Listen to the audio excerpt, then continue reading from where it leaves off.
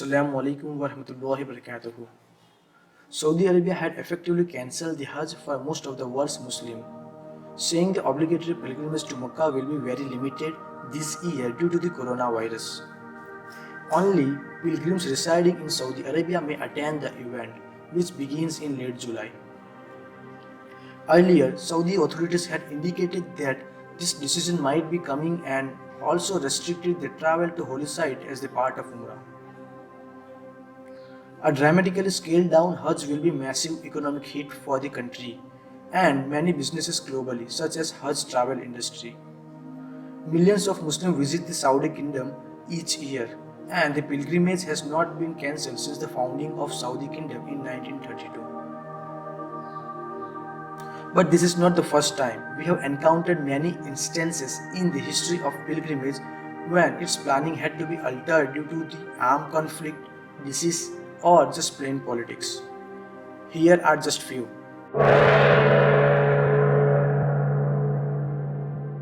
One of the earliest significant interruptions of Hajj took place in 1930 AD, when a sector of Ismailis, a minority Shia community known as Karamatiyans, raided Mecca because they believed the Hajj to be a pagan ritual. The Karamatiyans were said to have killed scores of pilgrims and also stole the door of Holy Kaaba and black stone, Hajar al-Aswad, which Muslims believed was sent down from heaven. They took the stone to their stronghold in modern-day Bahrain. The Abbasid paid 120,000 dinars in 1952 for their return. Historian states that Karamatian had banned the pilgrimage for more than 10 years.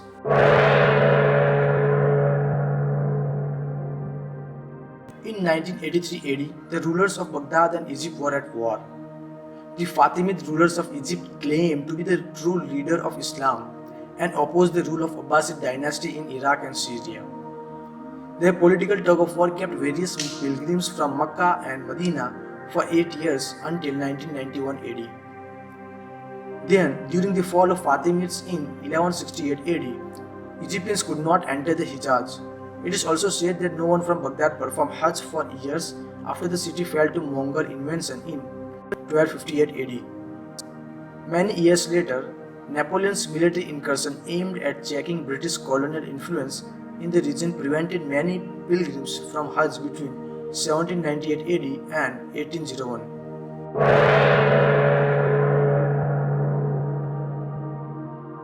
Much like the present, diseases and other natural calamities have also come in the way of pilgrimage.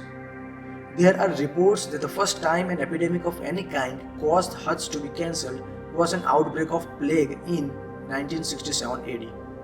And drought and famine caused the Fatimid ruler to cancel overland Hajj routes in 1048 AD. Cholera outbreaks in multiple years throughout the 19th century claimed thousands of pilgrims' lives during the Hajj. One cholera outbreak in the holy city of Mecca and Medina in 1858 forced thousands of Egyptians to flee Egypt's Red Sea border, where they were quarantined before being allowed back in.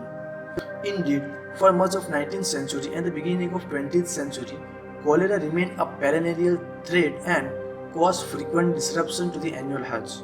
An outbreak of cholera in India in 1831 claimed thousands of pilgrims' lives on their way to perform Hajj. In fact, with many outbreaks in quick succession, the Hajj was frequently interrupted throughout the mid-19th century.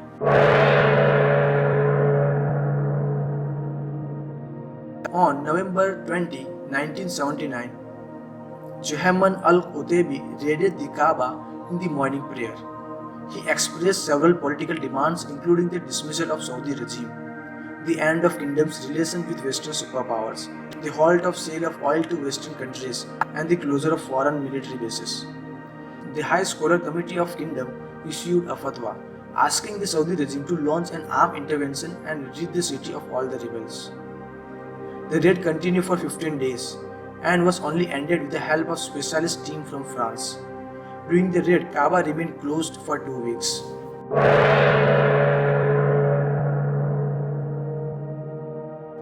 While the decision to cancel the Hajj will surely disappoint Muslims looking to perform the pilgrimage, many among them have been sharing online a relevant hadith, a tradition reporting the sayings and practice of Prophet Muhammad that provide guidance about traveling during the time of an epidemic.